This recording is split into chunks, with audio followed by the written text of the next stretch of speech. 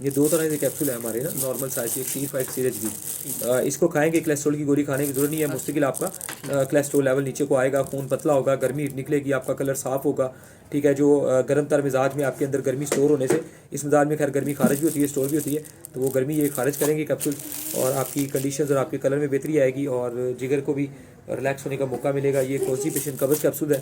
ठीक है जी, कब्ज़ ज़्यादा तो 2 वरना रात को 1 खाएं, बेहतर पेट साफ़ होगा। ये भी जहरीले मादे, फासिल मादे, इन्फेक्शन, सफ़रा जो कलर को ख़राब करता है वो आपके जिस्म से वो स्पीड से ये खारिज करेगा। लेकिन कैप्सूल एक ही मेरे ख्याल खाइएगा, 2 नहीं, तो उसके बाद ध्यान भी रखना है शुगर लो मजीद ना हो, तो फिर कैप्सूल कभी कभी खाना है। ये मैदे वाली एक डब्बी है, मैदा 70%। ठीक है जी, ये साथ में भूख प्यास हाजमा गैस दाबित के लिए 3 टाइम, ठीक है जी, चाय वाली चम्मच खा लें, 3 टाइम चाय वाली चम्मच। और ये ज़ाफ़रानी गोलियाँ मैंने आपको ताकत के लिए दे दी हैं।